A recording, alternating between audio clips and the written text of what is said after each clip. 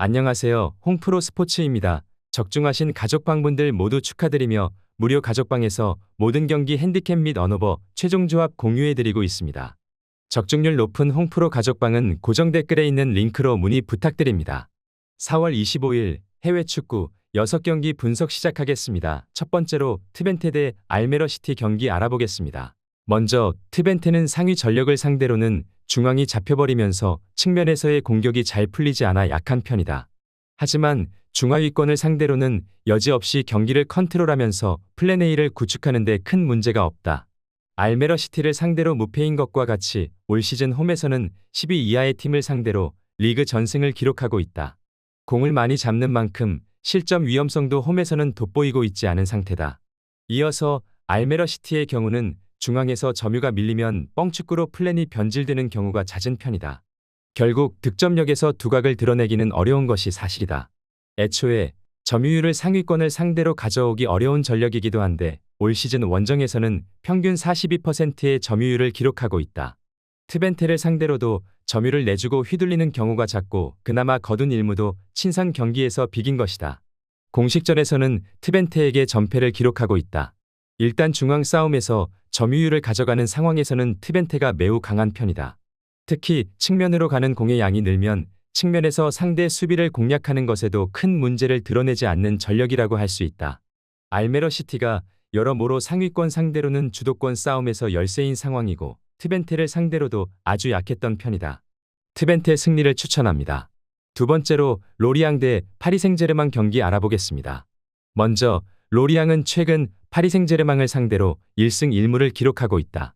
하지만 두 경우 모두 외부 요인이 로리앙에게 웃어주던 매치였다는 것은 확실할 것이다.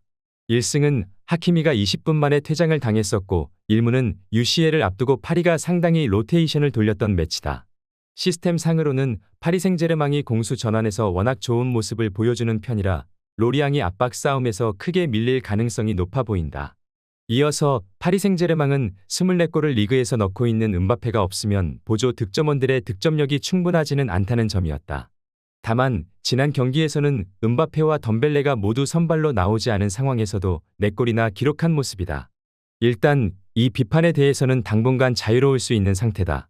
주말 경기를 쉰 음바페와 덤벨레가 나오게 된다면 파리 생제르맹이 공격에서의 큰 문제는 없을 것으로 보인다. 파리 생제르맹의 경기 플랜에 큰 문제는 없을 것으로 보고 있다.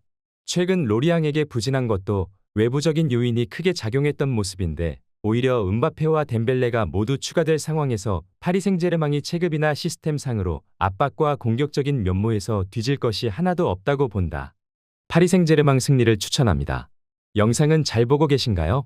핸디, 언오버 및 최종 조합 공유받아 보실 수 있는 가족방 입장 방법 알려드리겠습니다. 첫 번째로 영상 하단에 댓글을 클릭해 주세요. 두 번째로 댓글에 링크를 클릭해 주세요. 마지막으로 채팅 참여하기 후 메시지 주시고 답장 기다려 주시면 됩니다. 나가기 하시면 가족방 입장 시켜드릴 수 없습니다. 언제든 편하게 문의 주시기 바랍니다. 세 번째로 코번트리 대 헐시티 경기 알아보겠습니다. 먼저 코번트리는 맨유를 상대로 저력을 보여주면서 승부차기까지 갔다. 패배를 기록했음에도 찬사를 받았지만 후유증이 상당히 클 것 같은 상황이다. 특히 연장부터는 힘에 부치는 모습을 상당히 보여주는 등 체력적으로 관리가 필요할 가능성도 상당히 높아진 상황이다. 헐시티를 상대로 중앙 점유나 압박 싸움에서 밀릴 가능성도 보이는데 전반적으로 코번트리는 중앙 점유를 빼앗기는 상황에서 약한 모습을 자주 보인다. 이어서 헐시티는 홈에서라면 중앙을 확실하게 장악하는 경우가 잦다. 물론 원정에서도 6할이 넘어가는 홈에서의 평균 점유에 밀릴 뿐 높은 점유를 가져갈 수 있는 팀이라는 것은 변함이 없을 것이다. 앞서 언급한 코번트리의 체력 문제와 비교하면 헐시티가 상당히 일정상으로는 여유가 있는 상황으로 생각해도 큰 문제는 없을 것으로 보인다. 일단 코번트리가 연장 혈투로 인해서 체력적으로 힘겨워하는 기색을 지난 경기에서도 보여주었던 것이 사실이다. 코번트리가 중앙에서의 장악력에 필요한 압박과 에너지 레벨 관리에서는 밀릴 수 있는 상태라고 본다. 헐시티가 원정에서 경기를 지배하지 못하는 팀이라고 보기도 어렵고 코번트리가 경기 장악력을 잃으면 제법 약세를 보이는 모습을 자주 보였다. 헐시티 승리를 추천합니다. 네 번째로 울버햄턴 대 본머스 경기 알아보겠습니다. 먼저 울버햄턴은 본머스를 상대로는 강한 편이었다. 하지만 현재 전력에서는 공격과 중원, 수비에서 모두 누수가 심한 상황인데 특히 중원 르미나가 부진하고 있는 상황은 치명적이다. 지난 대결에서도 르미나가 없자 중앙이 텅텅 비면서 본머스 상대로 매우 고전했기 때문이다. 물론 당시에도 결과 자체는 2대1로 승리하기는 했지만 상대편에서 루이스 쿡이 퇴장당한 상황에서 2골을 넣고 겨우 승리를 기록했던 매치였다. 이어서 본머스 입장에서는 전방 압박과 측면에서의 공격 조립이라는 면에서 자신이 있을 것이다.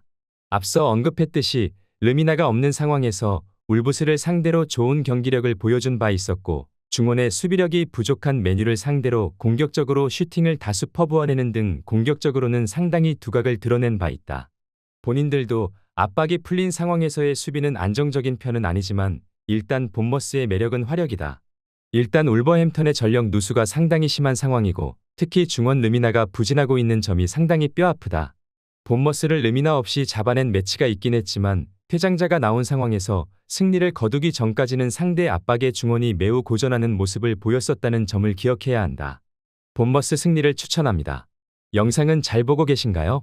핸디, 언오버 및 최종 조합 공유받아 보실 수 있는 가족방 입장 방법 알려드리겠습니다. 첫 번째로 영상 하단에 댓글을 클릭해 주세요. 두 번째로 댓글에 링크를 클릭해 주세요. 마지막으로 채팅 참여하기 후 메시지 주시고 답장 기다려 주시면 됩니다. 나가기 하시면 가족방 입장 시켜드릴 수 없습니다. 언제든 편하게 문의 주시기 바랍니다. 다섯 번째로 크리스탈 팰리스 대 뉴캐슬 경기 알아보겠습니다. 먼저 팰리스는 공격적으로 상당히 긁히는 모습을 보여주고 있는 상황이다. 특히 올리세와 에제가 모두 지난 경기 득점을 기록하기도 했는데 두 선수가 폭발력을 발휘하는 상황에서는 지난 시즌에도 상당히 좋은 공격력을 보여주기도 했다. 팰리스가 늘 주전들의 기동성과 체력적인 문제를 가지고 있는 팀이기는 하지만 뉴캐슬이 원정에서는 늘 기동성 부족에 시달리면서 공간을 많이 내주고 있기도 하다. 이어서 뉴캐슬은 홈에서는 토트넘을 상대로도 압박으로 잡아내는 면모를 보였다. 하지만 원정에서는 늘 홈팀과의 기동력 싸움에서 밀리는 모습인데 압박 기조를 원정에서도 이어가면서 공격적으로 이삭의 파괴력을 올리는 모습이지만 결국 수비와 미드필더 사이의 공간을 노쇠화된 수비진이 커버하는 모습을 잘 보여주고 있지는 못하다.